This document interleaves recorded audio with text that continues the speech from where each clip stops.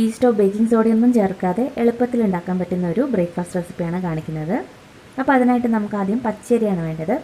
1 cup പച്ചരി എടുത്തിട്ടുണ്ട്. ഇനി നമുക്കിത് നല്ലപോലെ തന്നെ ഒന്ന് കഴുകിയെടുക്കാം. 2-3 വട്ടം കഴുകിയെടുക്കാം. ഇപ്പോൾ റേഷൻ അരിയായാലും കുഴപ്പമൊന്നുമില്ല. അപ്പോൾ നമ്മൾ ഈ അരി കഴുകി എടുത്തിട്ടുണ്ട്. ഇനി ഇതിലോട്ട് കുതിർക്കാൻ വേണ്ടിയിട്ട് തിളച്ച വെള്ളം വേണം ഒഴിക്കാനായിട്ട്. അപ്പോൾ ഇത് മുങ്ങിക്കഴുകാൻ പാകത്തിന് വെള്ളം കൂടി ഒഴിച്ചു കൊടുക്കുക.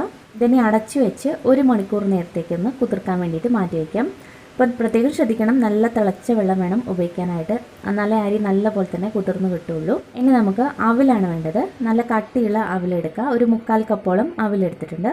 ഇതിപ്പോൾ വെളുത്ത അവിലാണ്. ഏത് തരം അവിൽ വേണമെങ്കിലും ഉപയോഗിക്കാം. അവലും ഇതേപോലെ തന്നെ നല്ലപോലെ ഒന്ന് കഴുകിയെടുക്കുന്നുണ്ട്. കഴുകിയെടുത്തതിന് ശേഷം ഇതിലേക്കും ചൂടുവെള്ളം തന്നെയാണ് ഉപയോഗിക്കുന്നത്. അപ്പോൾ നല്ലപോലെ സോഫ്റ്റായി കിട്ടാൻ വേണ്ടിയിട്ടാണ് നമ്മൾ ചൂടുവെള്ളം ഉപയോഗിക്കുന്നത്. അപ്പോൾ അരി കുതിർക്കുന്ന സമയത്ത് തന്നെ അവലും കൂടി കുതിർത്ത് വയ്ക്കാം. നൈസായിട്ടുള്ള അവലൊക്കെ ആണെങ്കിൽ നമ്മൾ ചൂടുവെള്ളം ഒഴിക്കേണ്ട ആവശ്യമില്ല. അങ്ങനെ തന്നെ നമ്മൾ അരയ്ക്കുന്നതിന് തൊട്ട് മുമ്പ് കുതിർത്താലും മതി. ഇതിപ്പോൾ 1 മണിക്കൂറായിട്ടുണ്ട്. അരി നല്ലപോലെ തന്നെ കുതിർന്ന് കിട്ടിയിട്ടുണ്ട്. അപ്പോൾ അത്യാവശ്യം നല്ല സോഫ്റ്റായി കിട്ടിയിട്ടുണ്ട്. അവലും അതുപോലെ തന്നെ നമ്മൾ ഒഴിച്ച വെള്ളം മുഴുവനും വലിച്ചെടുത്തിട്ട് നല്ല സോഫ്റ്റ് ആയിട്ടുണ്ട്. ഇനി നമുക്കത് അരച്ചെടുക്കാം. അപ്പോൾ ആദ്യം അരി ഒരു മിക്സർ ജാറിലേക്ക് മാറ്റി ഇതിലേക്ക് ഒരു പകുതി ഭാഗത്തോളം അവലും കൂടി ചേർക്കുന്നുണ്ട്.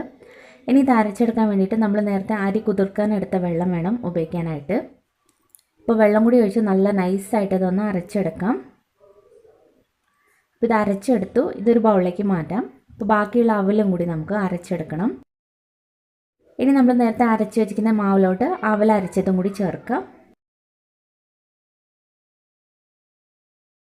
അപ്പോൾ ഈ മാവിലേക്ക് ഉപ്പ് ചേർത്തിട്ട് ആവശ്യത്തിന് ഉപ്പും കൂടി ചേർക്കാം. ഇനി ഇതൊന്ന് മിക്സ് ചെയ്തെടുക്കാം.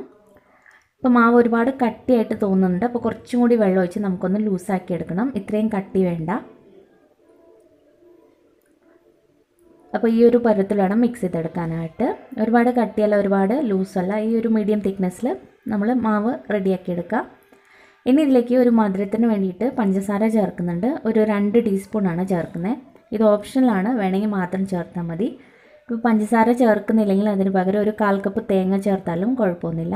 അപ്പോൾ നമ്മൾ അരയ്ക്കുന്ന സമയത്ത് തേങ്ങയും കൂടി ചേർത്ത് അരയ്ക്കണമെങ്കിൽ അങ്ങനെ ചെയ്യാം, അല്ലെങ്കിൽ പഞ്ചസാര വേണമെങ്കിൽ ചേർക്കാം.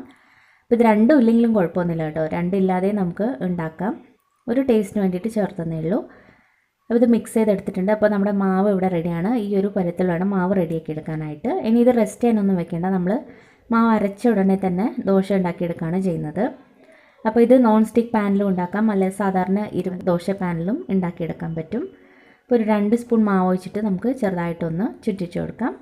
ഇപ്പോൾ ഒരുപാട് കനം കുറയ്ക്കേണ്ട, കുറച്ച് നമ്മുടെ തട്ട് ദോശയൊക്കെ ഉണ്ടാക്കുന്ന രീതിയിൽ ഉണ്ടാക്കിയെടുത്താൽ മതി. അപ്പോൾ ഇതുപോലെ നന്നായിട്ട് ഹോൾസൊക്കെ വന്നതിന് ശേഷം കുറച്ച് ഓയിലും കൂടി മുകളിലായിട്ട് തേച്ച് കൊടുക്കുക.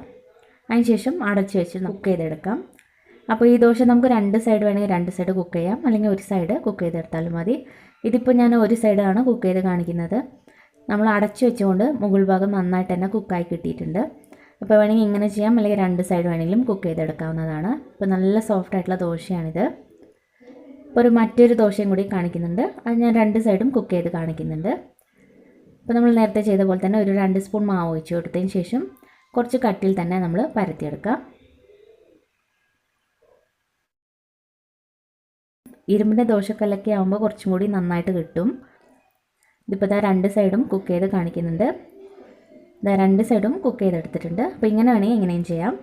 അപ്പോൾ ഇത്രയുള്ള വളരെ സിമ്പിളായിട്ടുള്ള ഒരു ബ്രേക്ക്ഫാസ്റ്റ് റെസിപ്പിയാണ്. നല്ല സോഫ്റ്റ് ആയിട്ടുള്ള ഒരു ദോശയാണിത്. ഏത് തരം ചട്നിയുടെയോ കറിയുടെ കൂടെയൊക്കെ കഴിക്കാം. നല്ല സോഫ്റ്റ് ആയിരിക്കും, അതേപോലെ നല്ല ടേസ്റ്റിയാണ്. എന്ന് റെഡിയാക്കാൻ പറ്റുന്ന ഒരു ഈസി ബ്രേക്ക്ഫാസ്റ്റ് റെസിപ്പിയാണ്.